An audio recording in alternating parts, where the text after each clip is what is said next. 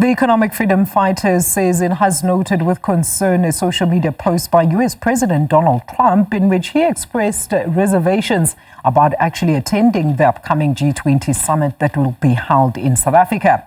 In the post, Trump cited land confiscations and what he referred to as genocide here in South Africa as prime reasons for potentially not attending the November summit. Meanwhile, the MK party says South Africa should focus its energy on strengthening relations with BRICS nations, while the ANC says its government employees are handling the matter.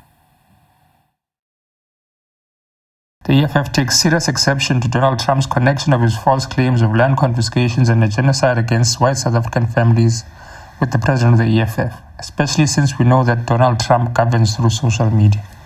As the EFF, we would like to tell the tariff-wielding barbarian that he would be lucky to still be president of the USA by the time the G20 summit occurs in South Africa, following his reckless and economic illiteracy which has plunged the US economy into a recession and launched them into a trade war with China and Europe. The G20 summit in South Africa should be the least of Donald Trump's concerns, and he should focus on the allegations against him of manipulating the US stock market by imposing tariffs on numerous countries across the world and then giving trading advice to his billionaire friends before pausing the tariffs for 90 days. Trump essentially used the US economy as a means to practice insider trading and defraud the American people of billions in their life savings and pensions. He himself has committed an economic genocide on the ordinary American people and the US economy. As the EFF, we condemn Donald Trump for the havoc he has caused to the global economy and view his utterances against South Africa as part of a premeditated strategy to impose sanctions on our country and our political leadership. It is a strategy of imperialism to frame a nation it intends to invade and disrupt politically and economically as a nation that is violating human rights before making an intervention that disrupts that nation's prosperity for decades to come. We have seen this strategy in Iraq, Afghanistan, Libya, Cuba, Venezuela, and many other nations. Today, because South Africa and the president of the EFF has correctly condemned the USA's role in funding the genocide of Palestinian people by apartheid Israel, Trump has turned his attention to South Africa. It is no coincidence that he uses the images of the president of the EFF to make his claims, because the president of the EFF is at the forefront of demanding the return of the land to the African majority, and he has pursued this using constitutional means. The EFF advises Donald Trump not to use South Africa as a reason to avoid facing his global peers at the G20 summit in South Africa, since he has embarrassed himself and the United States of America with his poor grasp of the tariff system. His non-attendance would be an opportunity for the leading nations of the world to consolidate an economic recovery plan that does not rely on the US dollar and is welcomed, but it is clear that he fears facing his counterparts following his humiliating tariff stunt. I think the issue we have consistently articulated as well in relation to the United States of America is that let's adhere to the vision of President Jacob Zuma on building sustainable relationships with the BRICS countries. It's President Zuma who joined BRICS because he could foresee that the imperialist West will always want to bully the global South.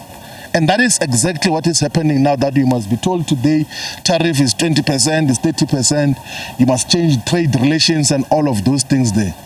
We have got sustainable friendships that started when President Zuma was head of state and president, with Brazil, with Russia, with China, with India.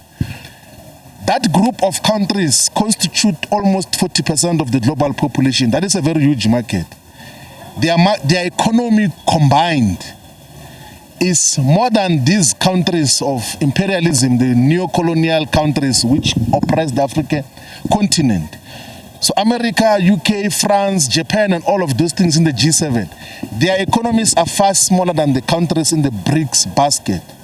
And President Zuma has given us a compass as South Africa, as a people, that this is the direction that we must go. So South Africa should intensify its relationship with the BRICS countries. Must utilize this 90-day period to now look for alternate markets, because you can't trust the imperialist West. They are always self-seeking. Their relationship between themselves and the African continent has been a relationship of exploiter and exploited. has been a relationship of a rider and a horse, the horse being the African continent, towards which direction we do not know.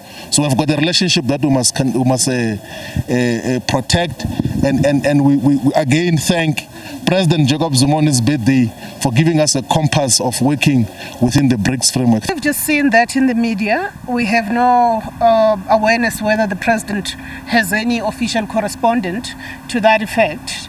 And